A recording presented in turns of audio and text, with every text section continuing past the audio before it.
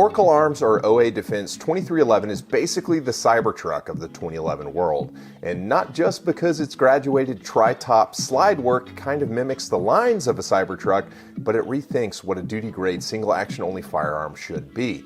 And I put 1,000 rounds through it and carried it for a month to bring you everything you didn't know about the gun. Welcome back to the Humble Marksman channel. I'm David, and this is the Oracle Arms, or now recently they changed their name to OA Defense 2311.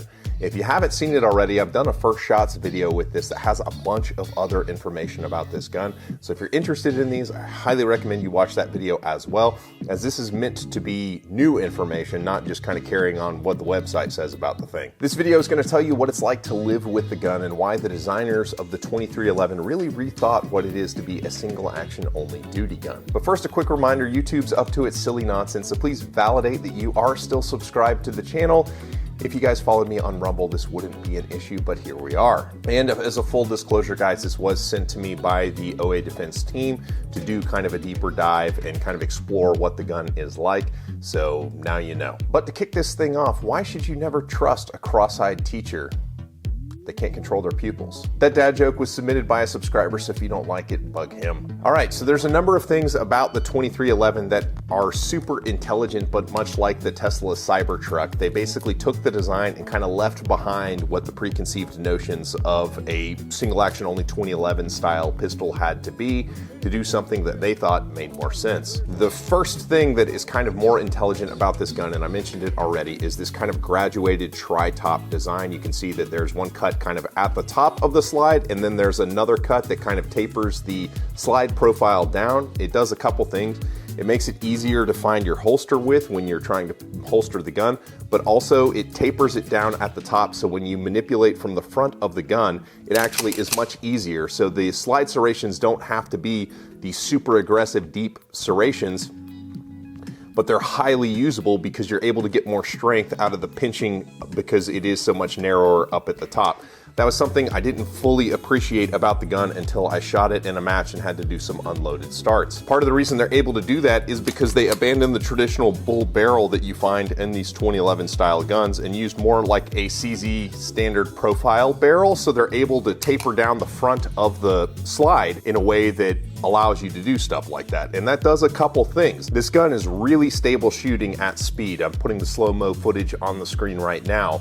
This is only a 29-ounce gun, but its shot-to-shot stability is that of something that would be probably in the 40 ounces. And that, I think, has a lot to do with the narrowed slide profile, because most of the weight is below the bore line, so it doesn't want to lift as much when the slide is fully open, which for a high bore axis gun like a hammer-fired gun is a pretty cool feature. The next area where they changed how things are being done is that the gun is full ambi, meaning that there is a slide stop that is usable on the right side of the pistol. So what that means is when you're doing gun handling as a right-handed shooter, because it is a single action only gun, there's no way your thumb is going to make it onto that past the safety, but you can drop the slide on a reload with your trigger finger, which is pretty cool. Left-handed 1911, 2011 guys have been doing that for a long time.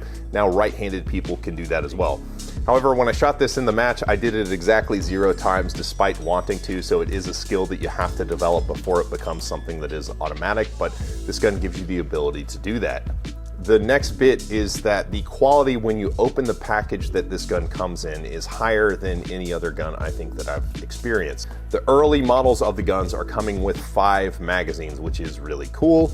They're also coming with a gun butter oiling pin, which is like my second favorite lubricant. It is super high quality stuff. But it comes in a custom Savior case. Like Savior cases make some of the nice pistol bags available, and this particular one is even nicer than the traditional Savior case that we're seeing on other guns. In the box comes 3 different optics plates. So you've got an RMR, a Delta Point Pro, and an RMSC plate, and they have irons forward sights. Now, the irons forward sights, specifically on the RMR cut footprint, they're just not quite tall enough to make sense. So the sights are unusable with this 407 CO mounted on the gun. They don't even show up at the bottom of the window. So it would take a low deck height optic like an RMR for the sights to even show up. But what's interesting is it comes with an additional front sight. So if you use the Delta Point Pro, then you get that extra tall front sight to make the co-witness irons. Now, one thing that they've started doing with their Oracle magazines, which are P320 magazines is they've started the witness holes at the second round, and I'm not aware of any other magazines that start witness holes at the second round, so you can very quickly see how many rounds are in the magazine. And with SHOT Show 2024, one thing that we learned is that Magpul is making metal P320 mags that are inexpensive, so the ecosystem just got a lot more reasonable. There's some interesting design features about the frame. Specifically, they have these little plastic ledges right there on either side that can work as either a thumb rest if you're going for recoil management, or a place to keep your finger outside the trigger guard. That is pretty cool, and those are molded right into the frame. Another thing is the texture gets more aggressive as you go up the grip. So the area where you're trying to transfer the force to your support hand so that you can control recoil better has better bite than down low towards the bottom, which when you're shifting your grip to do gun manipulations and stuff like that is pretty cool. The other thing is that the grip module this is the grip module. It is common between the compact and the full-size models.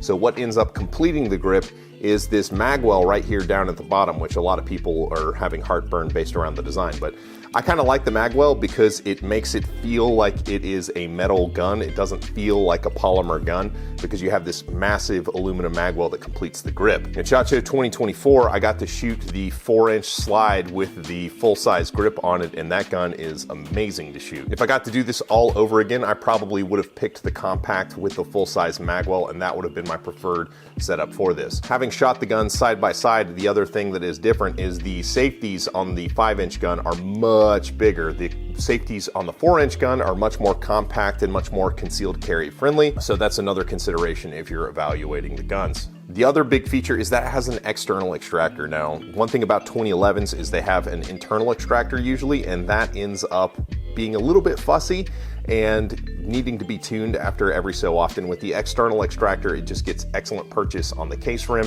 and should be more or less maintenance free, except when you need to clean out the channel and replace the spring. The ergonomics of the pistol are pretty solid. It is long front to back, but it feels kind of narrow. It's not as big feeling in hand as like a traditional 2011, and the trigger reach, I would say, is a little bit more generous than the 2011. So I'm able to get more of my trigger finger onto the trigger if I want to do that on the 2311 than a traditional 2011. One thing that was interesting about the pistol when I shot it in the match is because the safeties are so big and easy to manipulate, is I found that when I was running between positions, I would actually sweep the safety on as I moved between positions, and as I rebuilt my grip in the next position to present, I would sweep the safety off, which is not something I traditionally do with a 2011 style pistol, but I was actually kind of pleased. So, I mean, just intuitively, that was something that I was doing with the gun handling that is arguably a more safe way to be running around with a pistol, and the safeties are really tuned up for that. So for that kind of duty style gun, I think that's a pretty good feature. The fit and finish, because it is an alloy frame for the gun, aluminum frame if you want to be specific,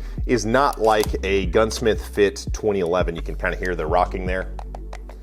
It's somewhere between like a steel frame Walter and a 2011. So if you pick it up and think that there's going to be like zero movement slide to frame, there is a little bit of movement. And if you move the slide back and forth, it kind of has an interesting noise. So listen to this.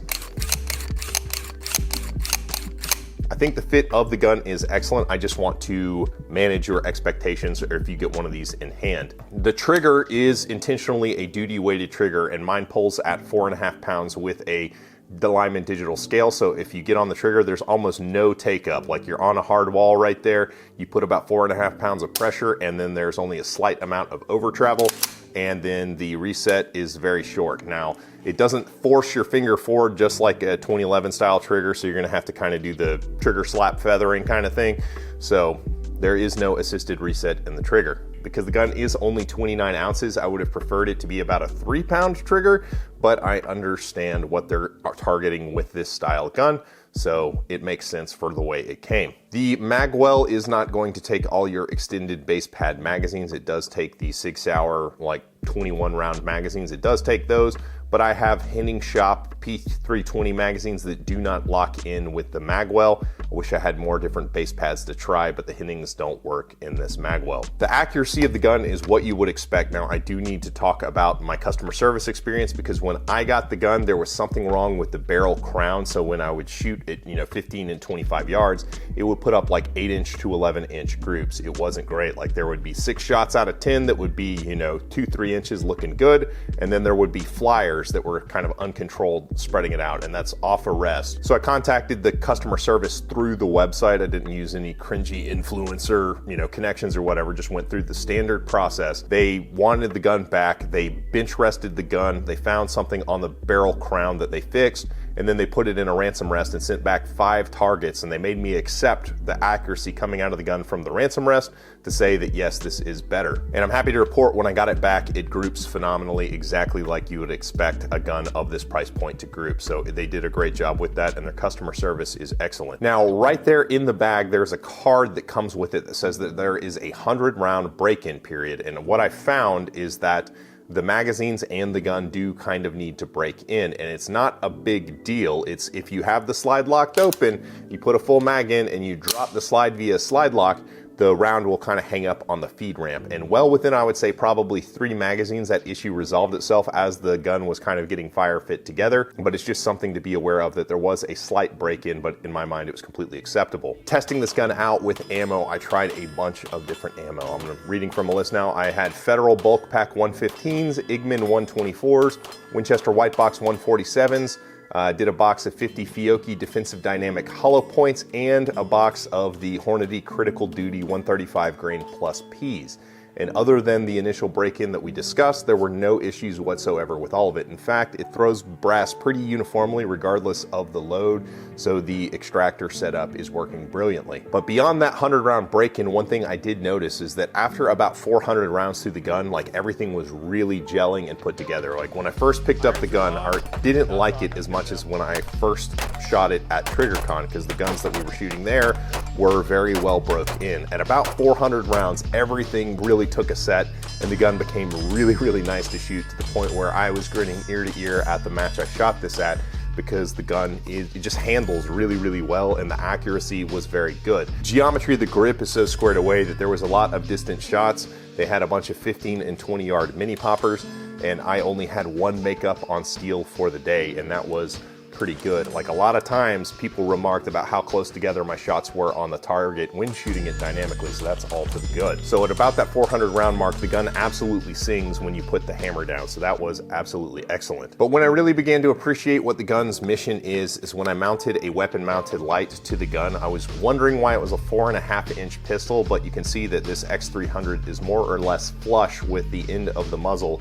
when you mount it on the 5-inch gun, and it adds 4 ounces. So it takes a gun that weighs about 29 ounces up to be about 33 ounces, and the gun becomes really, really ridiculously stable. This gun was made to have weapon mounted lights mounted. I mean, just look at the aesthetics of the light mounted on the gun. I'm not generally somebody who likes to have lights on pistols, but it's almost like this pistol was made for it. The 2311 is very much a different take on the single action only duty pistol, and if you're very interested in these, you can watch this video with the first shots and more information you didn't know.